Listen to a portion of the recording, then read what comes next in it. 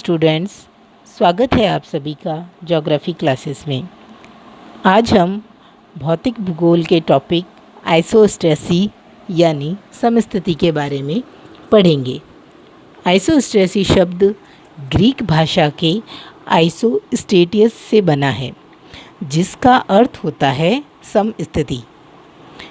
सामान्य शब्दों में अगर हम बात करें तो परिभ्रमण करती हुई पृथ्वी पर ऊंचे उठे भाग जैसे पर्वत, पठार, मैदान तथा निम्न भाग यानी जो नीचे के भाग हैं, नीचे धंसे हुए भाग जैसे सागर, महासागर आदि में भौतिक अथवा यांत्रिक स्थिरता की दशा को भौतिक संतुलन कहते हैं, यानी आइसोस्टेसी कहते हैं। सर्वप्रथम 1735 में बोगर महोदय ने एंडीज पर्वत श्रेणी में चिम्बेराजू पर्वत चोटी के सर्वेक्षण के दौरान भूसंतुलन की समस्या की तरफ संकेत दिया था। सिर्फ इन्होंने संकेत दिया, इस बारे में अध्ययन किया। आइसोस्टेसी शब्द यानी समस्थिति शब्द का सर्वप्रथम प्रयोग 1889 में डटन महोदय ने किया था। किसने किया था? डटन महोदय ने 1889 में। डटन महोदय ने कॉन्सेप्ट ऑफ कंपनसेशन यानी भूसंतुलन की पूर्ति का प्रतिपादन किया। भारतीय सर्वेक्षण विभाग की स्थापना 1767 में हुई थी। इसका मुख्यालय देहरादून में है। प्रथम सर्वेयर जनरल मेजर जेम्स रेनेल थे। अब अगर हम बात करते हैं सिद्धांत की पृष्ठभूमि यानी भूसंतुलन के सिद्धांत की पृष्ठभूमि क्या रही, तो स्टूडेंट्स 1854 में भारतीय भू सर्वेक्षण विभाग के तात्कालिक सर्वेयर जनरल यानी सर जॉर्ज एवरेस्ट के निर्देशन में सिंधु गंगा के मैदान का भू सर्वेक्षण कार्य चल रहा था। भू सर्वेक्षण के दौरान देश के विभिन्न हिस्सों में आधार बिंदु स्थापित किए गए। इनमें से कल्याणपुर और कल्याणपुर के त्रिभुजीकरण विधि और खगोलीय विधि दोनों विधियों से अक्षांशीय माप लिए गए, जिसमें अंतर आया। त्रिभुजीकरण विधि से लिया गया माप और खगोलीय विधि से लिया गया माप। अब इन दोनों विधियों से सर्वेक्षण के दौरान जो अंतर आया वो था 5.236 सेकेंड। ये अंतर जो है धरातल पर 5.236 सेकेंड का जो अंतर है वो धरातल पर 168 मीटर के बराबर होता है। जब यह समस्या एरी के सामने रखी गई तो उन्होंने इसे स्थानीय विसंगति का कारण बताया कि हिमालय अपनी आकर्षण शक्ति का प्रयोग कर रहा है, जिसके कारण सर्वेक्षण कार्य में विसंगति उत्पन्न हुई है। एरी के इस मत पर आर्किडियन प्राट महोदय ने हिमालय को स्थलीय भाग मानकर यानी स्थल खंड मानकर, जिसका घनत्व जो है वो 2.75 GCM-3 होता है, इसके आधार पर आकर्षण विसंगति का परिकलन किया। यानी उन्होंने जो ये विसंगति है इसका कैलकुलेशन किया। प्राट महोदय ने ये विसंगति बताई 15.885 सेकेंड। यानी प्राट महोदय कहते हैं कि हिमालय अपनी वास्तविक आकर्षण शक्ति का प्रयोग नहीं कर रहा है, जिसके प्रत्युत्तर में एरी ने हिमालय के भीतरी भाग को खोखला मान लिया।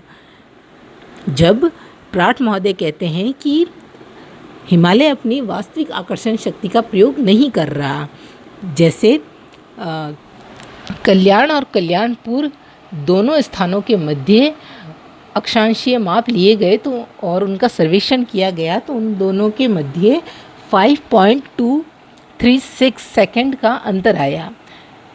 तो इसमें प्राट महोदय कहते हैं कि हिमालय अपने वास्तविक आकर्षण शक्ति का प्रयोग नहीं कर रहा है। अगर वो वास्तविक आकर्षण शक्ति का प्रयोग करता तो ये जो स्थानीय विसंगति आई है वो 15.885 सेकेंड की आनी चाहिए। अब बात करते हैं एरी महोदय की संकल्पना की, थ्योरी ऑफ एरी। एरी का जो मूल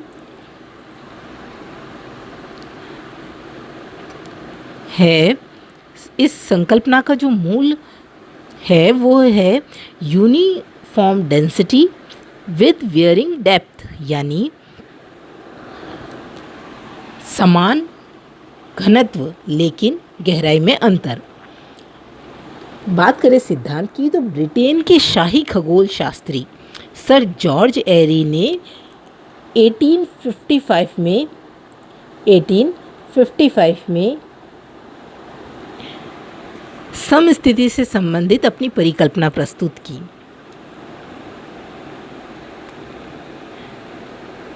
उन्होंने तेराव के सिद्धांत का अनुसरण करते हुए बताया कि पृथ्वी की कम घनत्व वाली भूपर पट्टी अधिक घनत्व वाले अधः स्तर यानी सबस्ट्रेटम में तैर रही है। आर्किमिडीज के सिद्धांत के अनुसार फ्लोटेशन का जो सिद्धांत है, थ्योरी ऑफ फ्लोटेशन के अनुसार तैरती हुई वस्तु द्रव्यमान के बराबर ही नीचे का जो द्रव्यमान वो हटा देती है। एरी के अनुसार सियाल परत द्रवस्थैतिक संतुलन में है, यानी हाइड्रोस्टैटिक इक्विलिब्रियम में है। एरी के अनुसार विभिन्न स्तंभों का घनत्व समान होता है। जो पृथ्वी पर विभिन्न प्रकार के स्तंभ पाए जाते हैं, जैसे पर्वत, पठार, मैदान जो हैं, वो उन सब का घनत्व समान है, लेकिन उनकी गहराई में परिवर्तन होता है। अर्थात महाद्वीपीय भाग एक ही प्रकार के घनत्व वाली चट्टानों से बना है, लेकिन इनकी गहराई जो है वो अलग अलग पाई जाती है। एरी के सिद्धांत में जड़ सिद्धांत की झलक मिलती है, रूट थ्योरी की झलक हमें देखने को मिलती है। एरी ने अपने सिद्धांत की पुष्टि के लिए लकड़ी के विभिन्न आकार के टुकड़ों का पानी में प्रयोग किया। अब हम बात करें प्राट की संकल्पना की, तो प्राट एरी के बिल्कुल विपरीत ये बताते हैं कि uniform of depth with wearing density, यानी वो बोलते हैं कि गहराई समान है लेकिन घनत्व में अंतर पाया जाता है। आर्किडियन प्राट के अनुसार इन्होंने अपनी संकल्पना 1855 में दी थी। इनके अनुसार ऊंचाई तथा घनत्व में व्युत्क्रमानुपात पाया जाता है, यानी उल्टा अनुपात पाया जाता है। ऊंचा स्तंभ कम घनत्व, नीचा स्तंभ अधिक घनत्व। प्राट के अनुसार सभी स्तंभों की गहराई समान रहती है, लेकिन उनका जो भार है, उनका जो घनत्व है, जो उनका मास है वो अलग होता है।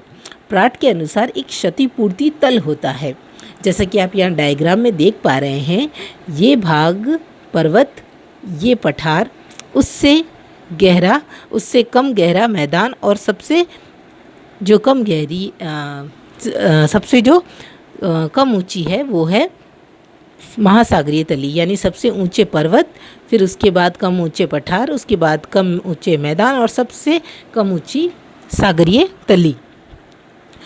तो प्राट कह रहे हैं कि इनकी गहराई जो है वो समान है, लेकिन इनका घनत्व जो है वो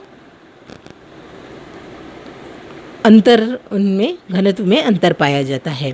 प्राट के अनुसार एक क्षतिपूर्ति तल होता है, इसके ऊपर घनत्व में अंतर पाया जाता है, जबकि नीचे जो है वो घनत्व समान रहता है। प्राट कहते हैं कि ये जैसे ये पर्वतीय भाग है, ये पठार है, ये मैदान है और ये महासागरीय तली है। तो ये जो भाग है, इस भाग के ऊपर घनत्व में अंतर पाया जाता है, लेकिन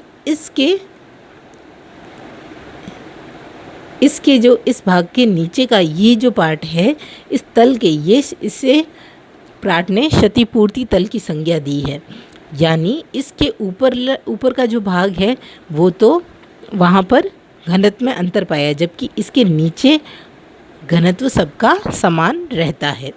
तो ये थी स्टूडेंट्स एरी और प्राट की समस्थिति के बारे में संकल्पना।